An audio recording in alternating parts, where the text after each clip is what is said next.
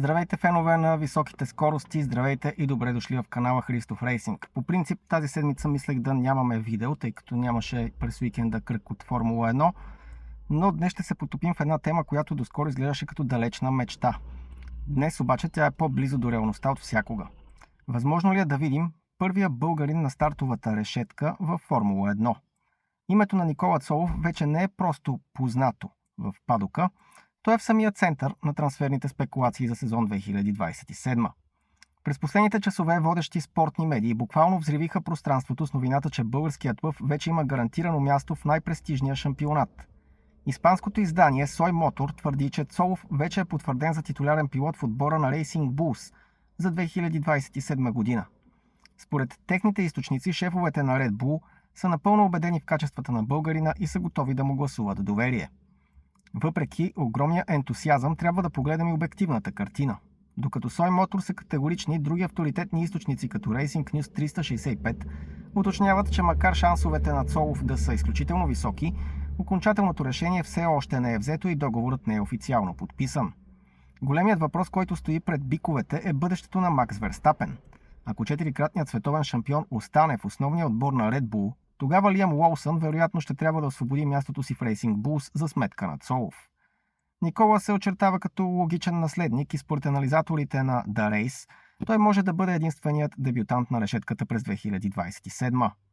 Защо обаче Red Bull са толкова впечатлени от нашето момче? Отговорът се крие в неговия невероятен възход през 2026 година. В момента Никола Цолов провежда своя дебютен пълен сезон във Формула 2 и резултатите са зашеметяващи. Още в първия кръг в Мелбърн той влезе в историята като първия българин с победа в основно състезание в този шампионат. Успехите продължиха и в Майами, където Никола спечели драматичен спринт след битка до финалната линия с Лоренс Ван Хьопен и Алекс Дън, превръщайки се в първия победител на тази писта в историята на Формула 2.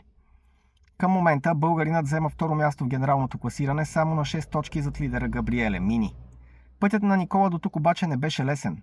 Всичко започна на една закрита писта в София, когато баща му го води на картинг едва на 9 години. Талантът му е забелязан веднага, а по-късно легендата Фернандо Алонсо го прави първия пилот в своята мениджърска компания. След доминация в испанската Формула 4 с рекордните 13 победи, Цолов премина през трудни моменти във Формула 3, но присъединяването му към академията на Red Bull промени всичко. Самият доктор Хелмут Марко му постави ултиматум при влизането в академията. Следващата година не е шега. Трябва да печелиш, му каза доктор Марко тогава. Никола отговори по най-добрия начин. Стана вице-шампион в Формула 3 през 2025 година и помогна на Кампус Рейсинг да спечелят първата си отборна титла в историята. Никола сам признава, че работата с Red Bull е променила неговия менталитет и подготовка. Той живее близо до базата на отбора в Алсира, тренира всеки ден и използва симулаторите на Red Bull под надзора на високопоставени инженери.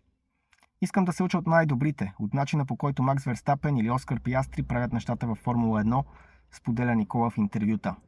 Какво обаче трябва да се случи от тук нататък, за да видим Никола на стартовата решетка през 2027 година?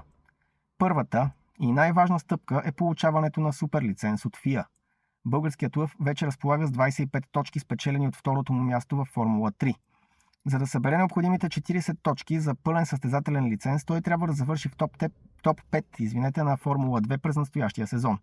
Предвид сегашната му форма и второто място в класирането, тази цел изглежда напълно постижима. Преди официалния дебют през 2027 има голяма вероятност да видим Никола в болид от Формула 1 още през 2026 година. Правилникът задължава всеки отбор да използва млади пилоти в поне 2 свободни тренировки през сезона. Тъй като Никола е водещият пилот в академията на Red Bull и единствен техен представител във Формула 2 в момента, той е в отлична позиция да трупа безценен опит директно по време на състезателните уикенди на Гран При.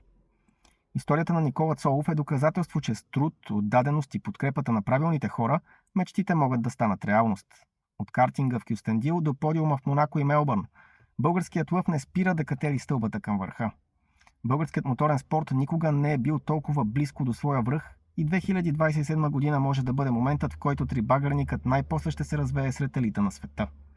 Какво мислите вие, спортни и мотоспорт фенове по-скоро? Ще успее ли Никола да запази формата си и да си подсигури място в Racing Bulls? Дали бъдещето на Верстапен ще помогне или ще попречи на неговия дебют?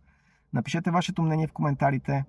Какво очаквате общо взето от представянето на Никола тук нататък? Напишете вашето мнение отдолу в коментарите и не забравяйте да харесате видеото, да се абонирате за канала Христов Рейсинг, за да следите всяка стъпка на Никола Цолов по пътя му към Формула 1. До следващия път!